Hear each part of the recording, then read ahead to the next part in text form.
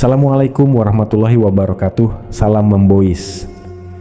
Kita kembali lagi dalam jejak Cah Membois, menelusuri kisah-kisah penuh misteri yang selalu mengundang rasa penasaran. Kali ini kita masih berada di jalanan MRR Surabaya, sebuah lokasi yang terkenal angker dan menyimpan banyak cerita kelam. Di jalan ini kecelakaan sering terjadi, bukan hanya sekadar kecelakaan biasa, tapi seringkali berujung pada kematian yang tragis.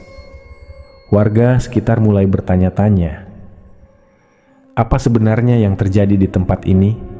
Tak jauh dari lokasi kejadian, terdapat sebuah pura tua yang kini sudah tidak lagi difungsikan. Konon, pura ini menyimpan sejarah panjang yang tidak banyak diketahui orang. Selain itu, ada pula sebuah makam di tengah taman, seolah menjadi pemisah di antara jalur jalan yang sering memakan korban. Apakah kecelakaan yang terus terjadi ada kaitannya dengan keberadaan makam atau pura ini? Belum selesai misteri ini terpecahkan, beberapa hari yang lalu, seorang pedagang tiba-tiba meninggal secara misterius di sekitar lokasi tersebut. Tanpa tanda-tanda sakit, ia tiba-tiba jatuh dan tak sadarkan diri. Warga yang menyaksikan kejadian itu mengaku merinding, karena sebelumnya almarhum sempat mengatakan bahwa ia merasa diawasi oleh sesuatu yang tak terlihat. Apakah ini hanya kebetulan, atau ada kekuatan tak kasat mata yang bersemayam di tempat ini? Beberapa orang percaya bahwa ada sesuatu yang tidak ingin diganggu, sementara yang lain merasa bahwa arwah para korban kecelakaan masih bergentayangan di sana. Kita akan menelusuri semua kejanggalan ini dalam jejak Cah Membois. Jangan lupa like, komen, dan subscribe agar tidak ketinggalan kisah-kisah misteri lainnya. Selamat mendengarkan dan tetap waspada, karena misteri selalu mengintai di tempat yang tak terduga. Setelah mendengar berbagai kisah menyeramkan, tim jejak Cah Membois memulai penelusuran dengan menggali informasi dari warga sekitar. Kami berbincang dengan para pedagang yang berjualan di dekat lokasi kejadian, serta warga yang telah lama tinggal di area tersebut. Dari berbagai kesaksian yang kami dapatkan, satu hal yang menjadi benang merah adalah kejadian-kejadian aneh yang dialami para korban sebelum kecelakaan terjadi. Banyak yang bilang sebelum kecelakaan, mereka melihat seseorang tiba-tiba menyeberang jalan. Tapi saat diperhatikan lebih lanjut, sosok itu menghilang begitu saja, ujar seorang warga dengan nada serius. Ada pula yang mengaku melihat batu besar tiba-tiba muncul di tengah jalan, memaksa pengendara untuk menghindar, hingga akhirnya terjatuh. Anehnya, saat warga mengecek lokasi setelah kejadian, tidak ditemukan batu ataupun halangan apapun di jalan tersebut. Tak hanya itu, beberapa warga sekitar juga mengalami gangguan yang lebih menyeramkan. Ada yang merasa dihantui oleh sosok korban kecelakaan yang pernah meninggal di tempat itu. Sosok tersebut kerap terlihat di pinggir jalan, berdiri diam dengan tatapan kosong, seolah masih terjebak di antara dunia nyata dan alam gaib. Semua peristiwa ini selalu berkaitan dengan dua tempat keramat, yaitu pura tua yang telah lama terbengkalai dan makam yang berada di taman tepat di tengah jalan. Mungkinkah ada energi yang tidak terlihat yang masih menghuni tempat tersebut?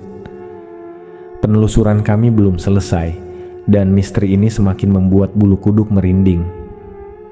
Apakah kecelakaan ini benar-benar terjadi karena faktor gaib, atau hanya kebetulan belaka? Setelah mendapatkan banyak informasi dari warga sekitar, tim jejak Cah Membois memutuskan untuk menggali lebih dalam keangkeran jalan ini. Kali ini, kami mencoba metode mediumisasi, dengan harapan bisa menghadirkan entitas yang mengetahui seluruh penyebab kecelakaan misterius di tempat ini. Dengan wasilah dan izin dari guru kami, navigator dan mediator bersiap memulai ritual. Suasana semakin mencekam. Udara yang semula tenang perlahan menjadi berat, angin berhembus dingin, dan aroma seperti wangi bunga semakin tercium. Tubuh sang mediator mulai menunjukkan tanda-tanda perubahan. Nafasnya berat, tubuhnya bergetar hingga akhirnya mediator berdiri namun membungkuk serta tangan dilipat ke belakang. "Dengan siapa ini saya berbicara?" ucap sang navigator. "Aku adalah penjaga pura ini." Suara berat dan dalam keluar dari mulut sang mediator. Sosok yang hadir adalah seorang kakek tua dari bangsa jin yang selama ini bertugas menjaga pura tersebut. Namun, ia tidak sendirian. Dua penjaga lain dari bangsa siluman berada di sampingnya, menjaga keseimbangan di area ini, dan yang membuat kami terkejut, ternyata dua sosok dari bangsa siluman ini adalah perwujudan dua patung yang ada di depan pintu gerbang pura. Saat kami bertanya mengapa tempat ini harus dijaga, sang kakek menjelaskan bahwa di dalam area pura terdapat dua kerajaan gaib. Dahulu, ia berjaga di tengah area pura, namun kini ia telah dipindahkan ke depan gerbang. Kami semakin penasaran dan bertanya, apakah semua kecelakaan yang terjadi ada hubungannya dengan mereka? "Iya," jawab sang kakek dengan tegas. "Setelah tempat ini tidak lagi dipergunakan, mereka mencari tumbal di jalan raya." Jawaban itu membuat bulu kuduk kami merinding. Dahulu, pura ini sering digunakan untuk bersemedi. Namun setelah lama ditinggalkan, energi gaib yang berada di dalamnya menjadi tidak terkendali. Kami juga bertanya, apakah makam di tengah taman ada hubungannya dengan semua kejadian ini? Sang kakek menjawab, "Tidak, itu adalah makam sesepuh kampung ini. Tidak ada kaitannya dengan kejadian di jalan." Namun, sebelum kami merasa lega, sesuatu yang lebih besar terungkap. Ketika kami mencoba menguak lebih dalam tentang dua kerajaan gaib di dalam pura, tiba-tiba tubuh mediator mengalami gangguan. Terlihat beberapa kali sang kakek seperti sedang mengusir sesuatu. Ternyata gangguan datang dari beberapa penggawa pasukan kerajaan. Karena kerajaan sebelah yang tidak mau diungkapkan keberadaannya, mereka tidak suka manusia tahu terlalu banyak. Suara sang mediator terdengar lebih lirih, seperti sedang berusaha menahan sesuatu. Kami semua saling berpandangan. Ada sesuatu yang lebih besar, sesuatu yang tidak ingin terungkap. Kami pun melanjutkan dengan mencoba bertanya tentang kematian misterius seorang pedagang di sekitar jalan ini. Apakah juga ada kaitannya dengan kerajaan gaib tersebut? Sang kakek membenarkan, namun ia enggan menjelaskan lebih jauh, seolah ada sesuatu yang masih disembunyikan. Yang lebih mengejutkan, sang kakek juga mengungkapkan bahwa di area luar pura terdapat banyak kerajaan gaib lainnya yang juga berperan dalam semua kejadian. Jadi, bukan hanya dua kerajaan di dalam pura yang menyebabkan kecelakaan, tetapi ada banyak entitas lain yang ikut mempengaruhi suasana mistis di tempat ini. Pada akhirnya, kami menemukan titik terang.